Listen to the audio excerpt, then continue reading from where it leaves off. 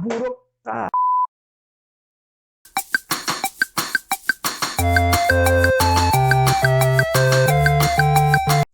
E aí, galera, tudo bem? Estamos aqui de novo para mais aula de história. Estamos aqui dando sequência nessas 2 semaninhas que a gente está fazendo com várias aulas de história.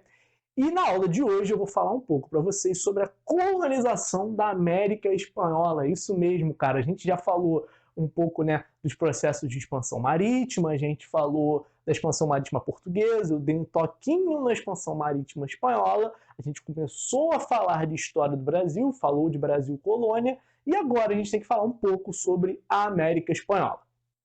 Como vocês sabem, eu até falei isso para vocês, na segunda metade do século XV, a Espanha, agora unificada, né, pelos reis cristãos, Fernando e Isabel, parte na sua expansão marítima, né, faz a sua expansão marítima, e a Espanha compra a ideia de um certo comerciante genovês chamado Cristóvão Colombo. O que Cristóvão Colombo acreditava? Cara, eu posso chegar às Índias, em vez de ir descendo pela costa, como faz o governo português, eu tenho certeza que se eu for para Oriente, eu chego ao Ocidente. Ele tentou oferecer isso à coroa de Portugal, mas o governo de Portugal declinou, principalmente porque o governo de Portugal já tinha se expandido muito pela costa africana e aquela rota de chegar às Índias através de contornar o continente africano já era viável, era uma realidade, sabe? Eles sabiam que em algum momento eles iam conseguir. Sendo assim, eles declinam a ideia de Colombo. Colombo fica lá buzinando no ouvido do Fernando e da Isabel, e quando eles conseguem expulsar de fato os mouros, né, da Península Ibérica, né, com a tomada de Granada, lá em 1492, eles aceitam o plano de Colombo. Colombo sai e depois sai da Espanha, eu não me lembro a data, mas 2 meses depois, numa viagem que parecia interminável, ele chega na América e eu não lembro onde ele chegou. Foi mal, galera. Ele chega aqui na América e chegando aqui na América, ele chama os povos americanos de índios. Sabe por quê? Porque ele achou que ele tinha chegado às Índias e, além do mais, ele fez ainda 3 viagens, 3 expedições para a América e morreu em 1506, jurando de pé junto que tinha chegado nas Índias. Só que, como a gente sabe, Colombo não chegou nas Índias. Ele chega na América. E, bom, os povos que ele encontra aqui, né, os povos pré-colombianos, que são os povos da época pré-Colombo, são diversos povos, óbvios. A América não se restringia a alguns povos, como incas, maias, astecas, só que os astecas e os incas, na época, eram as maiores civilizações que habitavam na América. A civilização asteca, ela tinha por volta de 25 milhões de habitantes, ficava ali na região onde hoje é o México, e os incas, a civilização inca, tinha por volta de 20 milhões de habitantes, e fica na região aqui hoje, né? Os incas eles ocupavam uma região enorme, uma região que hoje a gente conhece ali como Equador, Peru, Bolívia, uma parte do Paraguai, uma parte da Argentina, quase o Chile inteiro. E essas civilizações eram chamadas de impérios. Foram chamadas de impérios por quem? Por nós, historiadores, de épocas bem posteriores. Por quê a gente chamava de impérios? Por uma própria associação com a Organização Social da Europa, porque elas eram sociedades que tinham organizações sociais enormes, muito grandes, tinham burocracias enormes, sabe? E pelo fato de ter essa organização imensa, a gente acabou associando isso aos impérios europeus. Além disso, como é que funcionavam essas civilizações? Não é que eram civilizações, era uma única civilização com 25 milhões de habitantes. Você tinha um poder central, né, o poder central asteca, vamos dizer assim, e o poder central inca, e eles subjugavam outros povos militarmente, e a partir disso eles cobravam impostos desses povos. Por isso que a gente associa muito a forma com que os europeus geriram seus impérios, por exemplo. E, cara, eu não vou me aprofundar aqui nesses povos incas, mas falar disso, falar um pouco sobre a dominação. E aí você pode se perguntar, cara, como os espanhóis que vieram aqui em algumas centenas, né, dominaram, conseguiram subjugar povos de 20, 25 milhões de pessoas militarmente? Tem diversas justificativas que vão assim. A gente pode falar de superioridade bélica? Sim, a gente pode falar. Os espanhóis já tinham armas de fogo, né? Canhões, mosquetes. Acho que mosquetes eu não sei, mas canhões com certeza tinham. Enquanto os povos pré-colombianos tinham armas de madeira, arco e flecha, lança. Só que a questão não. Para além disso, a gente pode falar de doença, porque, bom, os espanhóis trazem doenças que vão dizimar populações indígenas inteiras, né? Vão gerar enormes epidemias que vão matar os índios, porque eles não têm anticorpos contra aquela doença. Mas eu gosto de usar a tese, né, de um filósofo búlgaro chamado Tzvetan Todorov. Ele era um filósofo, então ele escreve um livro chamado A Conquista da América, a questão do outro. Ele analisa a conquista da América a partir da alteridade. O que é alteridade? É a forma como você enxerga o outro, a forma como um povo enxerga o outro, um ser humano enxerga o outro. E, a partir disso, ele analisa motivos para aquela dominação. Primeiro, por que os espanhóis foram, na verdade, tão cruéis, e isso se dava a partir da forma como eles próprios enxergavam os indígenas, né, os nativos da América, e como eles enxergavam? Eles enxergavam eles como, como é que eu vou dizer? Como uma parte viva do ambiente. Eles eram um elemento vivo do ambiente, mas eles eram isso, um elemento. Você acaba tirando o status de ser humano e coloca o status de elemento, de coisa presente ali. E isso faz com que você tenha muito mais facilidade em dominar, em subjugar, em maltratar, em fazer coisas que você não faria com uma pessoa que você considera um ser humano.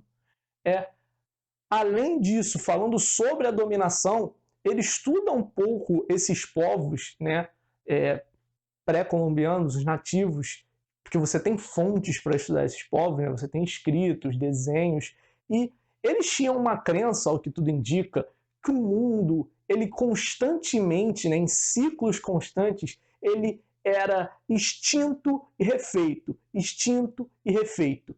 Ou seja, acontecia o fim do mundo e se começava uma nova civilização, tanto que eu não me lembro se eram os astecas ou os incas, se acreditavam que eles já estavam na quinta civilização pós-fim do mundo, vamos dizer assim. E, cara, o que acontece? E, além disso, eles tinham a comunicação deles com os deuses era muito baseada em presságios, era muito baseada em sons, do que eles viam na natureza, do que eles contemplavam. E o que acontece, cara? Quando você chega àqueles espanhóis usando canhões, que eram armas e coisas que eles nunca tinham visto, que faziam um barulho ensurdecedor perto do que eles estavam acostumados, montados a cavalo, não existia cavalo na América, ou seja, aqueles animais, aqueles bichos eram monstros frente à experiência deles. Então, quando eles olham aquilo, eles pensam, bom, é o fim do mundo. Os deuses estão mostrando pra gente que a sua vontade nesse momento é fazer o fim do mundo. Além disso, o Todorov tem uma outra teoria para explicar isso também, que é que os espanhóis, né, os europeus, no maior caso, assim, eles tinham maior avanço na comunicação humana. Por que ele diz isso? A própria historiografia consagra essa forma que os espanhóis usam para ganhar as batalhas, que era o quê? Como eu disse, essas civilizações, né, eles subjugavam diversos povos. E como eles subjugavam diversos povos, óbvio, você tem vários povos que estão subjugados, né? Como eu falei. E se esses povos estão subjugados, provavelmente eles têm alguma coisa contra o poder central. Então, o que os espanhóis faziam? Eles estimulavam que esses povos se revoltassem contra o poder central, e depois eles vinham como um resolutor de conflitos, ou vinham ou aproveitavam uma situação de fragilidade pós esses povos guerrearem e arrebatavam tudo pela superioridade bélica, principalmente. Essas são as formas mais aceitas. Eu acho a obra do Todorov muito maneira. Eu aconselho quem quiser dar uma lida, quem se interessar pelo tema. Como eu disse, cara, a colonização espanhola na América ela foi muito, muito, muito cruel, cara. Eu vou falar um negócio aqui que é pesado. Se você não quer ver, pula aí 10, 30 segundinhos. Porque assim, há casos que você tem relatos disso de espanhóis. Você tinha, por exemplo, aqui uma nativa grávida. Espanhóis apostavam, é homem ou é mulher. E depois de feita a aposta, o espanhol pegava a espada, cortava a barriga da mulher grávida e com a criança no chão, eles viam quem tinha ganho a aposta. É óbvio que a mãe morria, que a criança morria. E isso vai de encontro com o que eu falei. Eles enxergavam esses nativos, né, os índios, como uma parte do ambiente. Eles eram figuras vivas, mas eles eram desumanizados. Por isso era muito mais fácil fazer esse tipo de atrocidade. Eu sei que é pesado, mas eu acho importante falar disso, porque são certas coisas que a gente não pode esquecer. E aí, passada essa fase da dominação, a gente tem que falar um pouquinho agora sobre a sociedade colonial da América Espanhola. Essa sociedade colonial ela se dividia principalmente, né, em regiões administrativas que eram de dois tipos. Vocês tinham as regiões administrativas que eram os vice-reinos e as regiões administrativas que eram as capitanias gerais. Os vice-reinos, como o próprio nome já diz, ele era uma extensão do território espanhol. Ou seja, a administração daquele vice-reino só prestava contas diretamente à coroa espanhola. E as capitanias eram regiões menos assim importantes, vamos dizer, economicamente. Por ser menos importante economicamente, elas tinham uma administração que era mais local e principalmente essas regiões eram regiões de mais conflito, enquanto os vice-reinos eram as regiões onde eles encontraram grandes reservas de metais preciosos. Na América do Sul foi a prata, na América Central e do Norte foi o ouro. De começo eram 2 vice-reinos e 3 capitanias, se eu não me engano, e lá no século XVIII, depois de algumas reformas, esses 2 vice-reinos vão ser desmembrados em 4 vice-reinos e essas capitanias, se eu não me engano, vão virar 6, não tenho certeza desses números. Por que eles fazem isso ainda lá no século XVIII? Para facilitar a administração, porque era um território muito grande. Pensa no território da América, lá do México até o Chile, excluindo só aquela região ali do Brasil, era um território muito grande. Então, quanto mais divisões você tivesse, mais fácil era de administrar. Os cargos, né, da América Espanhola, os cargos mais altos eram, óbvio, o cargo de vice-rei, que geralmente era dado a algum fidalgo, algum súdito, alguém ligado e muito próximo ao rei. Você tinha o cargo de capitão-geral, que eram que governavam as capitanias gerais, e você tinha o cargo de governador, que auxiliava tanto vice-reis e capitães gerais a governar suas regiões. Além disso, você tinha outros meios os quais os espanhóis usavam para administrar as Américas. Eu vou dar uma lidinha para vocês, porque é muita coisa e a cabeça já não está funcionando direito. Então, dá uma esperadinha aí. Voltei. Vamos lá. Eles tinham a casa de contratação. O que era a casa de contratação? A casa de contratação, cara, era quase como se fosse uma alfândega. Ficava na Espanha e era responsável por fazer o registro de todas as pessoas e bens que vinham para cá ou que iam daqui para lá. Você tinha também o Conselho das Índias, que era um conselho mais ou menos de nobre, que dava conselhos ao rei sobre como ele poderia administrar suas colônias na América. Além disso, você tinha a Real Audiência, que eram como se fossem tribunais de justiça que ficavam aqui na América.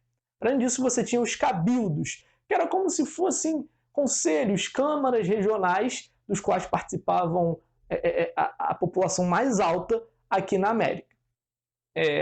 falando assim, daqui da América, você tinha uma divisão social. Você tinha uma pirâmide, né? A pirâmide, aquela pirâmidezinha da sociedade. Lá no topo da pirâmide, você tinha os chapetones, que eram espanhóis que estavam aqui na América, nascidos na Espanha. Você tinha os crioulos, que eram exatamente os filhos de espanhóis. Portanto, eles podiam ser filhos de dois espanhóis, mas se eles nasceram na América, eles eram crioulos. E se eles eram crioulos, eles tinham, como é que eu posso falar para vocês? Eles eram rebaixados, porque eles nasceram aqui na América. Então, apesar de poderem se considerar até espanhóis, por serem filhos de espanhóis, eles não detinham os privilégios que os espanhóis detinham. Mesmo assim, óbvio, eles não eram comparados a escravos negros e índios que estavam bem na base da pirâmide. Eles eram grandes comerciantes, grandes advogados, eles participavam dos cabildos, só que não tinham todo o prestígio que um espanhol tinha aqui na América. Para além dessas duas classes, eu já falei, tinha os escravos e indígenas. Como funcionava a economia da América Espanhola? Cara, como vocês sabem, eu já falei para vocês um pouquinho na aula de mercantilismo, a Espanha não se preocupou em desenvolver grandes atividades econômicas nas suas colônias, porque eles acharam reservas de ouro, e óbvio, não foi de começo, isso foi uma coisa que eu não falei, quando eu falei lá da chegada dos espanhóis aqui, não foi de começo que eles acharam ouro aqui, que eles acharam prata aqui, mas a partir do momento que eles acham, a administração se volta basicamente para explorar essas minas, cobrar impostos sobre o que estava acontecendo aqui. As atividades econômicas, que a gente pode dizer aqui, são atividades muito mais ligadas à própria subsistência dessas regiões do que a desenvolver atividades para exportação, né? Como, por exemplo, lá no Brasil, com açúcar, com tabaco, droga do sertão, etc. Eram cobrados dois tipos de impostos na América Espanhola: a mita e a encomienda. A mita era uma estrutura que já acontecia no Império Inca, que era um imposto que era cobrado sob forma de trabalho. Se você pensar um pouco, você vai ver que a mita lembra um pouco, bastante na verdade, o tipo de imposto que era cobrado, lá na Idade Média. Os índios que moravam aqui na região que você administrava, eles tinham que pagar para você, por morar ali, um imposto sobre tempo de trabalho. Enquanto a encomienda era um tributo pago em bens, então em ouro, ou em bens materiais, etc. A mita ela foi usada mais aqui na América do Sul, no vice-reino do Peru ali, porque ela era algo que já vinha dos Incas, que eram que estavam ali naquela região. E por até consequência disso, aqui na América do Sul, no vice-reino do Peru, foi muito mais usada a mão de obra indígena, escravizada, óbvio, do que a mão de obra escrava negra. Essa mão de obra escrava negra ela é usada em mais larga escala lá nos povos da América Central, mas também tinha mão de obra indígena lá. Uma coisa não exclui a outra, como também tinha mão de obra escrava negra aqui. Bom, falei sobre a sociedade, falei sobre a economia, falei sobre como se dividia. Eu espero que vocês tenham entendido como se dividia essa sociedade espanhola, como foi a conquista. E bom, é isso que eu tinha para falar nessa aula de hoje. Eu espero que vocês tenham aproveitado bastante.